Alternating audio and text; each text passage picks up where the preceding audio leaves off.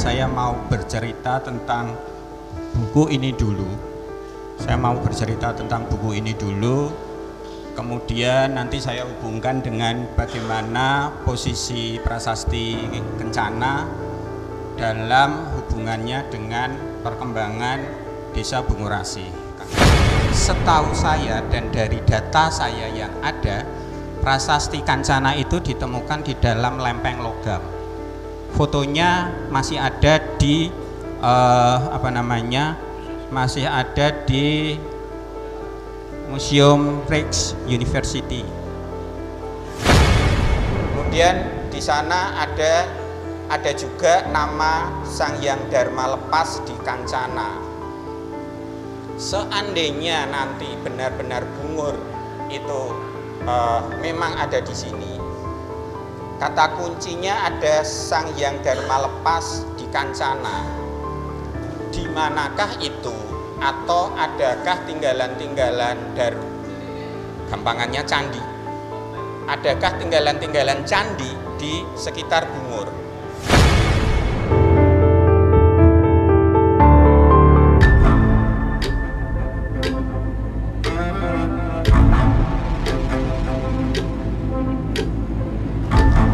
Tes masuk ya. Sebelum saya masuk ke sini, ini tidak banyak, paling hanya 10 atau 12 slide. Jadi saya mau karena di sini posisi saya katanya sebagai pembahas, jadi pembahas bedah buku. Jadi paling tidak saya mau bercerita tentang buku ini dulu. Saya mau bercerita tentang buku ini dulu. Kemudian nanti saya hubungkan dengan bagaimana posisi Prasasti Kencana dalam hubungannya dengan perkembangan Desa Bungurasi. Karena bagi saya, nek wis ngerti tanggal lahirnya njuk ngopo gitu. Kate lapo. Nah iya, ketika kita sudah tahu hari lahir desa, hari lahir apapun itu, terus untuk apa? Bagi saya, hal-hal seperti itu akan menjadi lebih baik lagi kalau memang kemudian menjadi dasar bagi perkembangan masyarakat saat ini. Bagaimana mereka berkembang lagi, bagaimana mereka baik secara ekonomi, sosial, Ipoles Sosbud Hankam lah itu bisa menjadi lebih meningkat dibanding saat ini.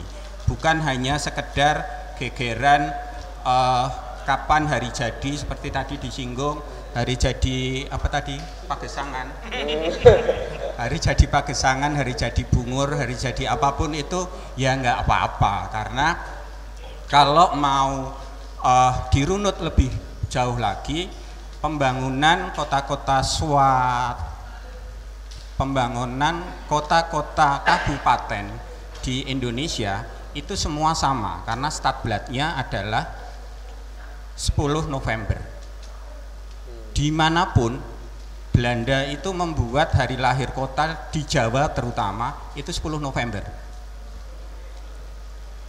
Jadi ya kembali lagi bagi saya, nek wis ngerti njuk ngopo gitu loh. Masyarakatnya sekarang ini yang butuh lebih baik lagi dengan pengetahuan kita tentang bahwa Desa Bungur Asih itu sudah lama dan segala macam. Itu yang pertama. Terus yang kedua, tanpa mengurangi rasa hormat, terima kasih untuk undangannya pagi ini. Bagaimana saya nanti mau mencoba untuk membedah buku ini, terutama dari apa yang saya bisa, apa yang saya mampu. Sebelum itu sedikit garis bawah bahwa saya bukan peneliti BRIN, saya mung kancane peneliti BRIN. Kancane peneliti, yang peneliti mereka bukan saya hanya sekedar tukang obong-obong. Saya mulai dari halaman 91 buku ini. Saya tidak tahu apakah Bapak Ibu semua sudah memegang atau tidak, tetapi di sini tertulis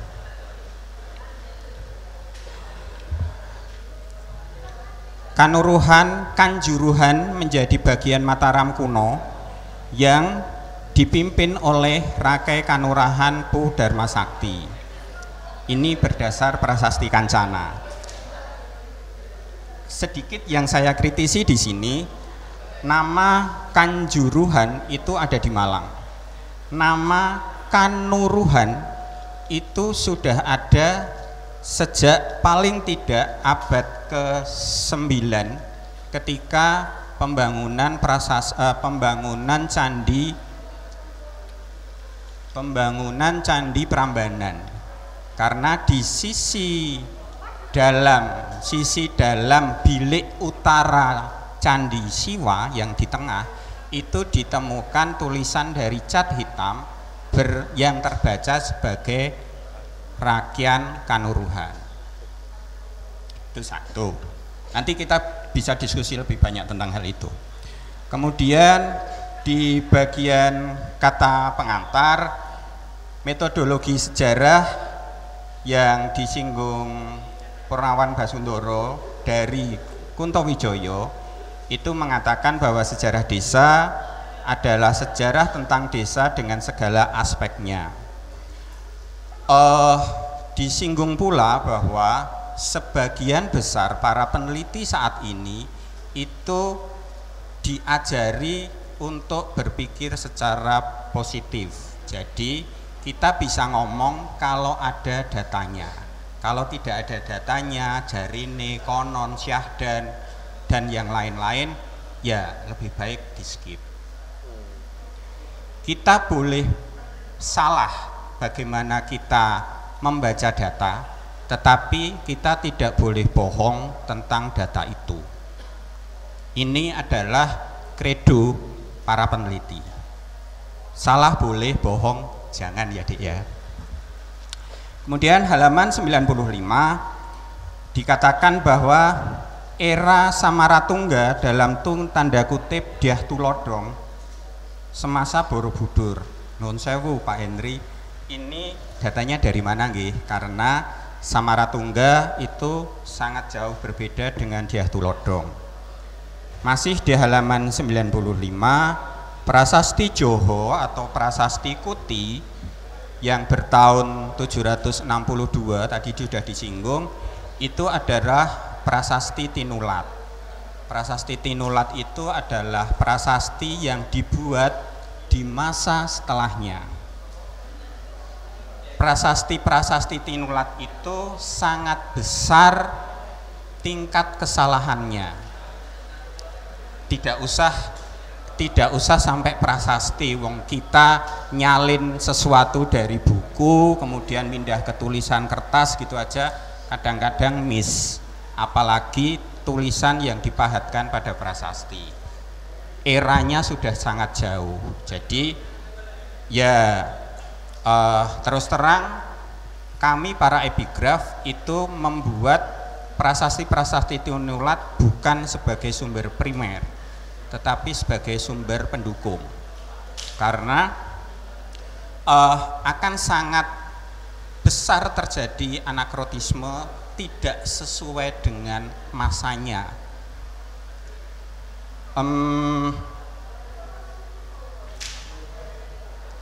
Sekedar informasi saja bahwa nama Waharu itu ada di dalam prasasti Kuak yang asli, sementara nama Waharu yang ada di Joho, yang ada di Kancana itu eranya sudah dibuat 600 tahun setelah prasasti itu dibuat. Kemungkinan untuk kemungkinan untuk kesalahan itu sangat besar. Nuwun sewu, saya harus bicara fakta. Kadang memang fakta itu pedih. Fakta itu memang jahat, tetapi ya kita harus bicara apa adanya.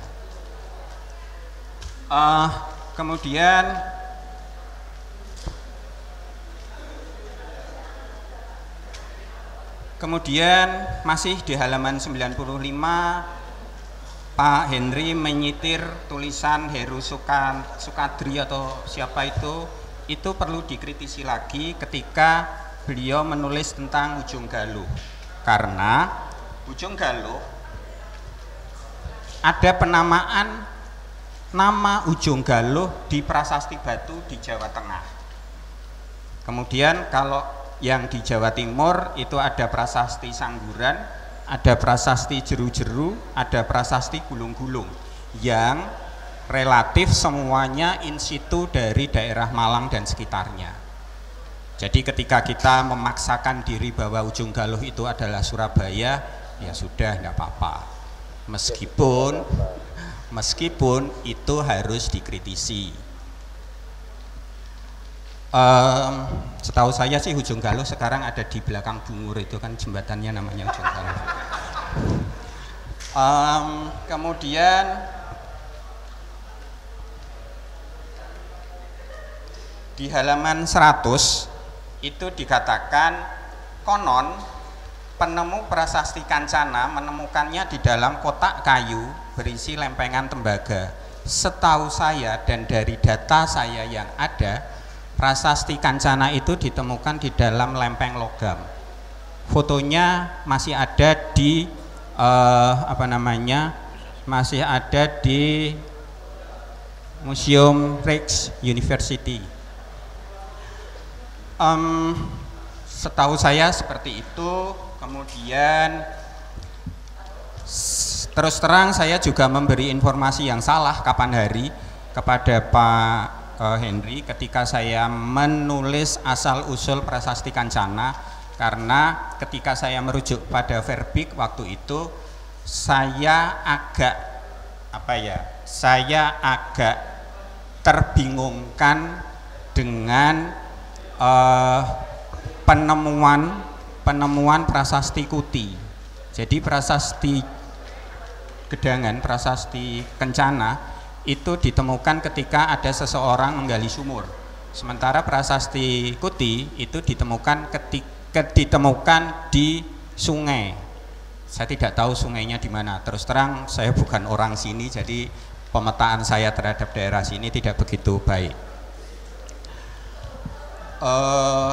Saya salah kutip tentang itu Pak, karena keterbatasan bahasa Belanda saya, meskipun sama-sama di NBG nomor 3 dan nomor 4. Kemudian kembali lagi, nanti saya akan bercerita tentang batas-batas yang tertulis di prasasti Kancana. Salah satunya tertulis Talan. Perlu diingat, kembali lagi, prasasti Kancana itu adalah prasasti Tinulat. Ditulis lagi di masa yang jauh setelah prasasti aslinya itu ditulis.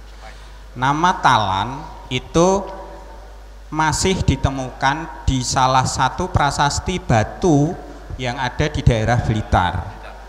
Memang kemudian ketika ada survei permukaan tentang toponimi seperti tadi yang dilakukan oleh Dr. Sudi, nama Talan itu memang agak ke utara dari Malang, jadi mungkin di sekitar Sidoarjo ini mungkin. Tetapi apakah Talan yang sama itu adalah Talan yang dimaksud dalam prasasti Kancana? Karena Talan yang di Blitar itu sekitar tahun 1100-an, sementara Talan yang di sini itu sekitar tahun 700-an. Kembali lagi dengan catatan prasasti ini ditulis di masa kemudian. Kemudian di halaman 104 itu mengutip, saya tidak tahu mengutip langsung dari makalahnya Mas TP atau apa, karena di sini tertulis mengutip dari makalahnya Mas TP. Penulisan Syaka dengan S titik atas itu sebaiknya jangan, sekali lagi jangan diganti dengan C, artinya akan berbeda. Jangan sekali-kali diganti dengan Caka, C-A-S-C-A-C-A-K-A. Kalau tidak ada ya ganti saja dengan S. Kalau bisa dengan C, saya sih sering bilang ke teman-teman C munyuk gitu karena mempunyai ekor gitu, atau S dengan tanda silang di atasnya, atau SY, karena S untuk Syaka itu dibaca Sya, bukan Ca. Kemudian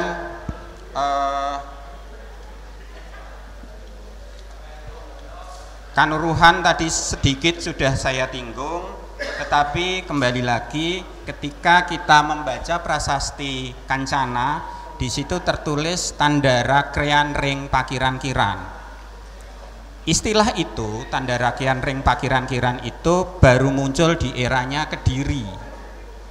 Sebelumnya tidak ada istilah Tandara Krean Ring Pakiran-kiran. Baru di era-era kemudian di masa-masa yang lebih muda, Majapahit misalnya, jumlah Tandara Krean Ring Pakiran-kiran pejabat kerajaan tingkat 3 ya eselon 2 lah sekarang, bukan penentu kebijakan, itu menjadi bertambah. Ketika di masa Kediri itu sekitar 5, di masa Majapahit, Singosari Majapahit itu bertambah menjadi 7 sampai 9. Salah satu Rakai Kanuruhan yang terkenal yang kita tahu sampai saat ini adalah Rakai Kanuruhan Punarotama yang menjadi tangan kanan, tangan utama, pembantu utama dari Raja Airlangga. Kemudian di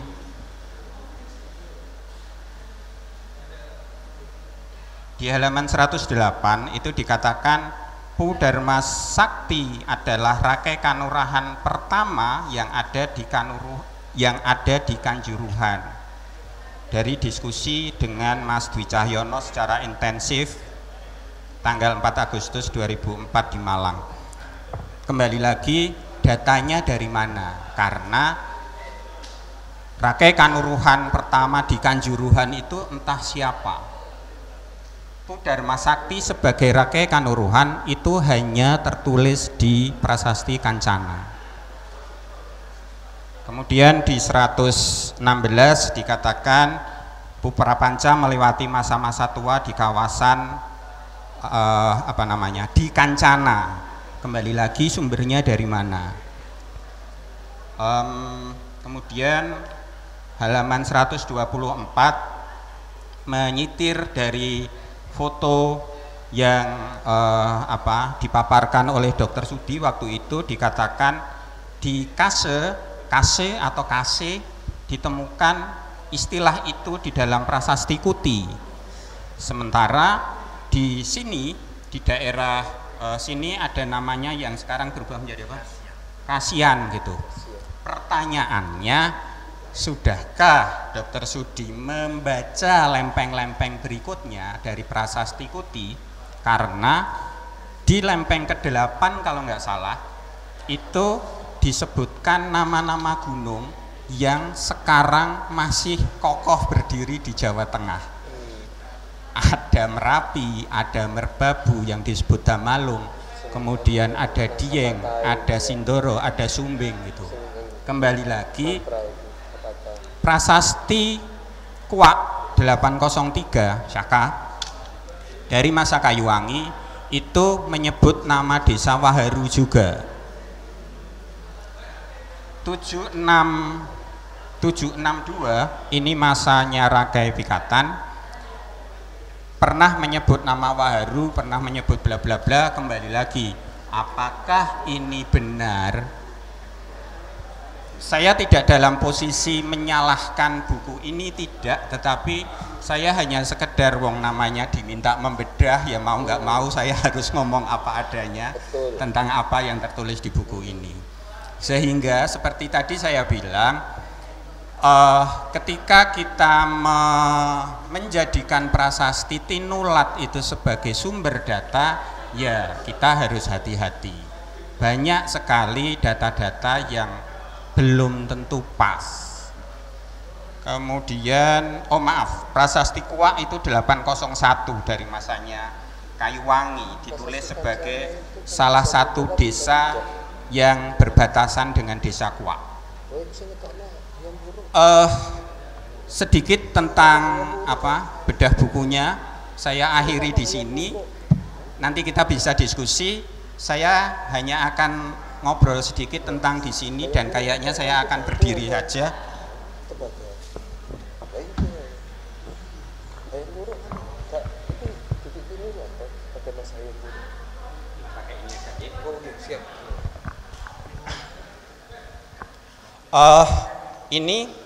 Ini adalah apa namanya judul apa yang akan saya sampaikan dalam paparan ini. Kemudian gambar ini itu adalah gambar pohon bungur, gambar pohon bungur atau pohon kenanti. Saya tidak tahu apakah di Bungur sendiri ada pohon seperti ini atau tidak. Bagaimana? Nah, sekarang ada. Nah, syukurlah kalau ada. Next, Mas. Tadi saya sudah singgung tentang prasasti Tinulat. Ini adalah prasasti Tinulat. Kemudian penggunaan prasasti Tinulat itu sebagai sumber sejarah itu memang harus perlu hati-hati karena kemungkinan munculnya anakronisme, artinya ada ketidakcocokan dengan masa-masa tertentu. Next, Mas. Cepat saja. Ini adalah publikasi pertama tentang prasasti Kancana. Kalau Bapak Ibu pengen tahu prasasti Kancana itu seperti apa, ini gambarnya, ini gambar asli. Foto asli maksudnya dari prasasti aslinya yang ada di sana, Belanda sana. Kemudian penerbit nggak bisa karena itu saya nanti kalau anunya dihilangi, tulisannya dihilangi bisa. Penerbitan pertama prasasti Kancana itu dalam bentuk faksimili atau apa ya? Faksimili itu tulisan tangan. Nah, tulisan tangan yang sama persis dengan bentuk aslinya. Iya, duplikat karena itu ditulis dalam kertas nantinya. Dan transkrip itu ada dalam Kawi Orkonden Faksimili, Met Transkripsi van en Inskripsi of Koperen bla bla bla tadi. Tahun 1975. Kemudian bahannya itu dari lempeng tembaga yang ditulis di dua sisinya, jadi tertulis di sini dan di sini kecuali lempeng pertama. Lempeng pertama dalam tumpuan prasasti logam itu biasanya hanya ditulis satu lempeng. Satu sisi. Ada 6 baris pahatan di sini, kecuali lempeng terakhir itu ada 5 baris pahatan. Lanjut, Mas. Kemudian keadaan atau keberadaan prasasti ketika ditemukan pertama kali lempeng ke-7 dan ke-13 itu hilang. Kemudian berisi 2 peristiwa dari tahun 782 dan 1295 Syaka. Di titik ini saya lebih percaya dengan apa yang tertulis di 1295 dibandingkan apa yang tertulis di 78 Syaka. Karena 1295 itu adalah ketika tulisan itu disalin ulang. Kedua angka tahun itu berasal dari prasasti yang sama sehingga dipastikan prasasti itu Tinulat. Kemudian pertanyaan selanjutnya, ketika itu Tinulat berarti keakuratan tahun 782 itu perlu dipertanyakan. Tidak usah jauh-jauh, ketika kita mau transfer kita nulis dulu di nulis dulu di kertas, kemudian mencet di tombol ATM itu juga sering salah pencet, apalagi di pahat. Kemudian prasasti ini disimpan di Belanda sejak 1884. Itu ada di Museum Etnografi Kerajaan di Leiden sana. Kemudian lanjut, Mas. Nah, tadi pengantar, tuh banget pengantarnya. Saya hanya akan bercerita sedikit tentang genealogi atau asal-usul prasasti, alasan pembuatan prasasti itu, Wanua di tepi Siring atau daerah-daerah di sekitarnya, karena dari situ kemudian kita bisa mengepaskan posisi Bungur itu benar enggak toh kalau di daerah Sidoarjo. Kalau tidak ya sudah, tapi kalau iya Terus selanjutnya bagaimana? Seperti tadi saya bilang, nek wis ngerti tanggal lahirnya, fungsinya untuk masyarakat itu apa? Tuwek-tuwekan, atau ketika ada pertanyaan dari Gus siapapun, kaulnya kapan kita bisa jawab? Kan enggak juga. Bagi saya sih, enggak tahu bagi masyarakat. Lanjut Mas. Genealoginya nanti kalau Bapak Ibu tidak percaya bisa dibaca di Notulen van Batavian Genootschap tahun 1865 halaman 97, 98 dan 134 tahun berapa ini? 1866 dan dari VBG 1891. Di sana semua menulis tentang prasasti Kancana. Dikatakan temuan itu ada di sini. Mas, ini coba diklik, harusnya nyambung ke tempat Joho sekarang. Desa Joho. Online, kudu online. Kontrol klik. Online kali. Online kok ini. Atau kalau enggak ya itu keluar dulu kemudian Copy. masuk.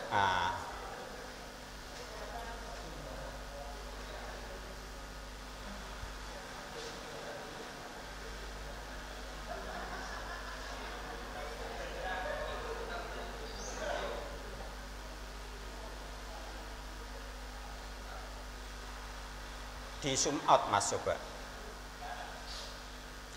Zoom out dimundurkan. Nah, ini adalah Desa Joho, tempat temuan prasasti ini. Dusun sekarang saya tidak tahu ada di daerah mana, mungkin di daerah Gedangan. Nah, saya tadi sepanjang jalan rodok-rodok berdiskusi, Bapak Ibu sekarang kalau menyebut Gedangan apa? Gedangan atau gedangan? Nah,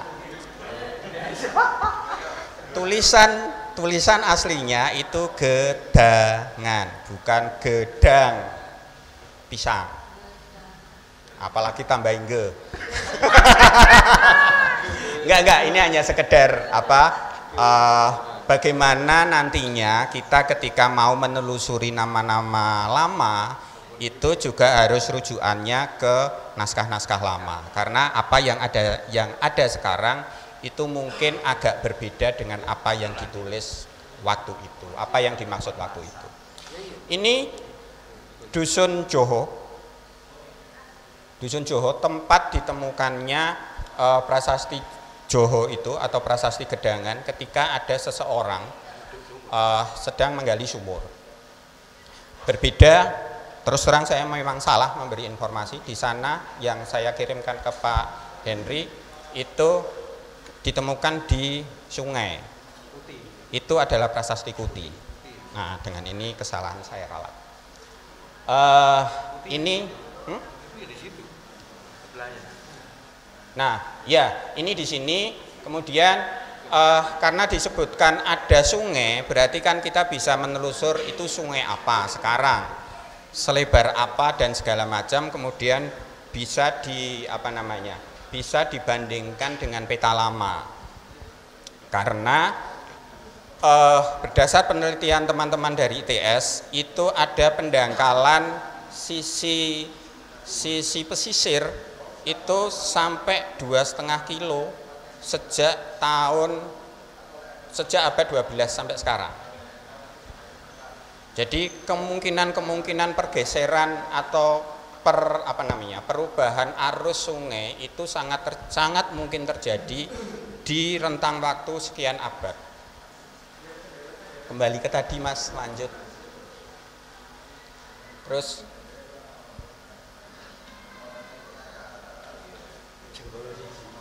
itu tadi saya berbicara tentang genealogi, bagaimana kita kemudian mengurut prasasti itu sehingga kita bisa menempatkan sumber prasasti itu sebagai kajian kita untuk kemudian ya mau kita apakan.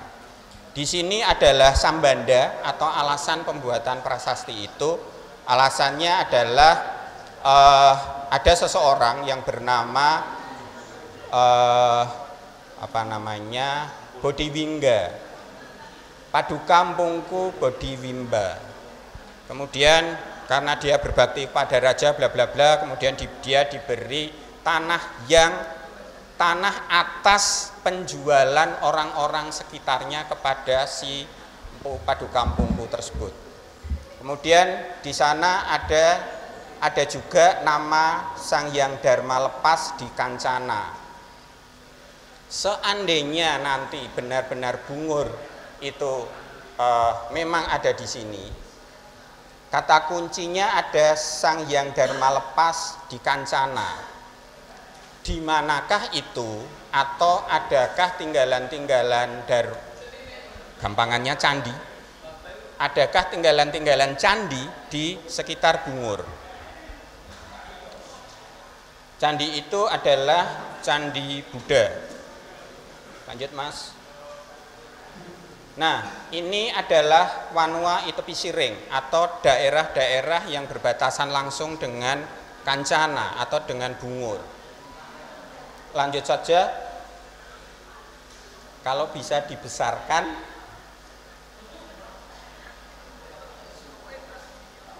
Peta 1920. 30. oh, 1995, 1895. 1895. Ya. Sorry. Ini luasan ini yang lebih terang. Luasan yang lebih terang ini adalah luasan yang telah berhasil ditelusuri oleh Van Steen Kallenvelds. Van Steen Kallenvelds yang kemudian ditulis dalam Verbundel Koninklijk Batavia's Genootschap. Artikel-artikel yang terkumpul, artikel-artikel dari Batavian Genootschap, organisasi keilmuan Batavia, lipinya gampangannya, lipinya Hindia Belanda, itu yang kemudian dikumpulkan pada tahun 1929.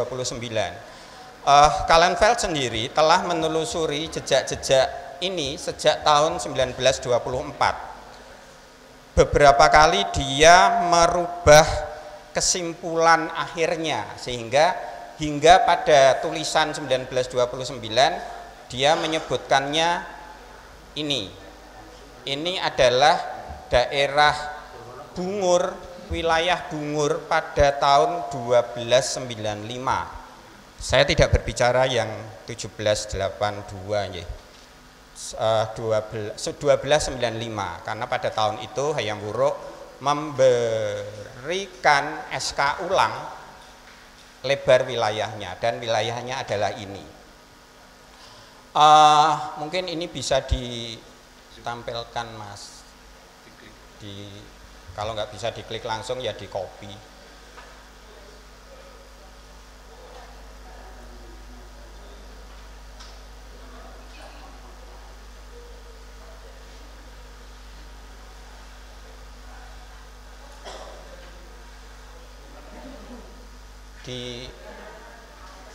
Ini bisa diklik, bisa di zoom.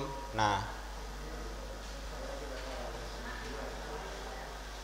mungkin bisa di zoom lagi. Ini Gedangan. Nah, tertulis di sini Gedangan, bukan nge atau da, tapi Gedangan.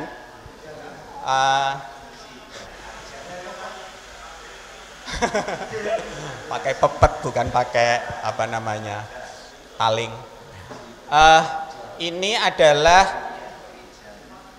peta 1895 dari penelusuran Kallenvelds tadi ada di ada di sebelahnya tadi. Dihasilkanlah luasan desa Bungur dengan yang memiliki kewajiban untuk mengurus Sang Hyang Kancana. Mungkin bisa zoom out Mas, dikecilkan. Nah, sebentar lagi. Nah, ini apa namanya? Pesisir ini telah mengalami pengendapan yang ketika dihitung sampai saat ini yaitu tadi sekitar 2,5 km menjorok ke laut. Jadi Pulau Jawa memang bertambah lebar, tapi di sisi selatan menjadi bertambah ke utara karena pengendapan. Nah, ini juga perlu kemudian ketika Bapak Ibu, teman-teman komunitas semua belusuan itu juga harus mempertimbangkan ini, karena apa yang kita lihat saat ini adalah abad 21, sementara apa yang tertulis di peta ini adalah akhir abad 19. Ada rentang waktu 200 tahun kurang lebih yang perlu dipikirkan tentang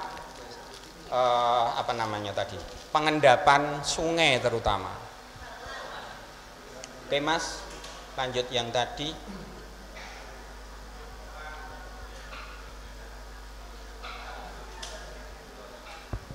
Nah, sejak tahun 1924 alat bantu topografi itu sama sekali tidak mengalami kemajuan. Kemudian baru pada tahun 1931 terjadi penggantian nama-nama geografis dari masa-masa yang lebih tua, paling tidak yang tertulis di dalam 1906 atau 1923. Jadi ketika kita menggunakan peta setelah tahun 1931, sangat besar kemungkinan tidak akan menemukan nama-nama yang dulu pernah disebutkan di peta tahun 1906.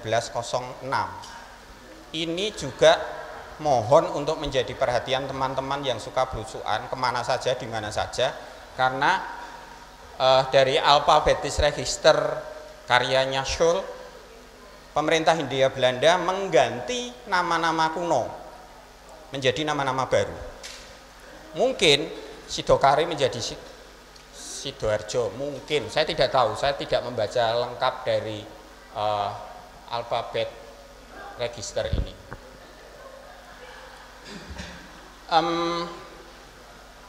Karena ya saya harus menggarisbawahi ini karena beberapa hari yang lalu ketika saya berdiskusi dengan teman-teman di Bojonegoro, mereka juga kekeh mengatakan bahwa Jipang dan Bojanegara itu adalah wilayahnya Bojonegoro. Ini nanti bisa dibaca di WF School Alphabetis Register van Administrasi Bestur en Adahreh bla bla bla. Nah, salah satu pelajaran yang dapat atau yang telah dipelajari dari peta itu adalah prinsip penelitian topografi sejarah.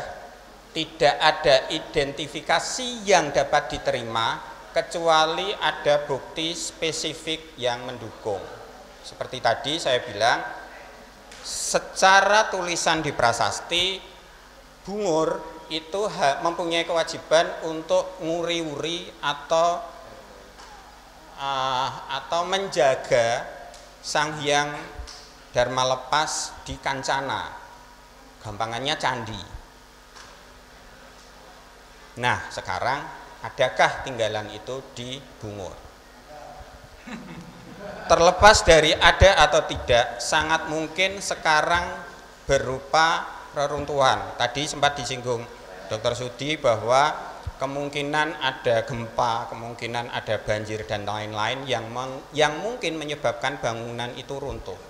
Apakah itu bangunan batu, apakah itu bangunan bata, kita sama-sama tidak tahu. Sehingga akan lebih baik kalau Bapak Ibu, teman-teman semua menggali tanah, menggali apapun, nek nemu sesuatu ya ada baiknya segera lapor ke aparat setempat. Tanpa mengurangi rasa hormat, meskipun tindak lanjutnya njuk rodok suwe. Loh, saya harus bicara opo anane karena memang banyak sekali kejadian seperti itu, sehingga masyarakat itu kadang-kadang menjadi males untuk lapor karena ketiadaan gerak cepat dari instansi terkait dengan segala macam alasannya. Tapi paling tidak kita telah melaksanakan amanat undang-undang yang mengatakan nek nemu sesuatu dari masa lalu ya segera lapor. Bah diterus ke bahora itu urusannya mereka, tapi kita sudah lapor dulu. Lanjut Mas. Nah ini kemudian bagi saya ini menjadi lebih penting. Kalau sudah tahu yuk ngopo, terusannya apa, kondisi saat ini dan ke depan Desa Bungur setelah tahu tanggal lahirnya itu bagaimana?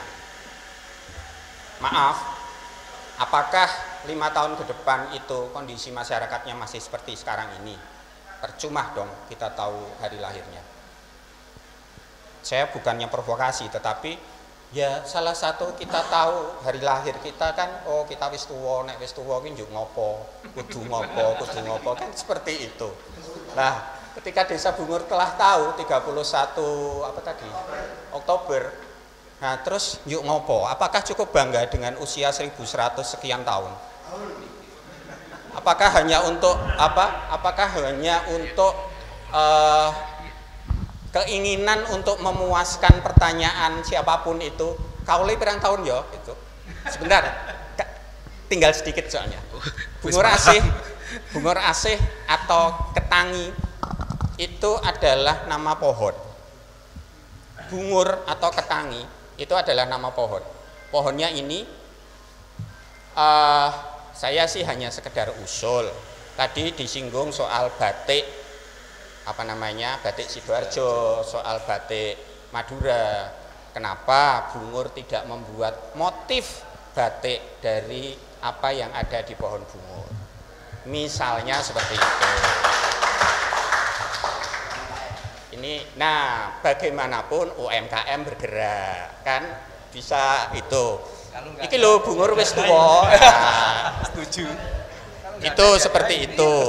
Kemudian karena sudah menyinggung soal batik, batik itu bukan motif, tapi batik itu proses pembuatan. Batik itu proses. Bagaimana sebuah gambar dengan proses bla bla bla bla bla sehingga menjadi sebuah kain yang disebut batik. Tapi kalau mau instan juga tidak apa-apa membuat motif ya sablon ya kenoh. Motif daun bungur kuncup atau daun bungur kembang, daun bungur, pohon bungur atau apapun itu. Ada lagi nggak Mas? Nah, kayaknya sudah matur nuwun. Terima kasih untuk perhatiannya. Selamat siang.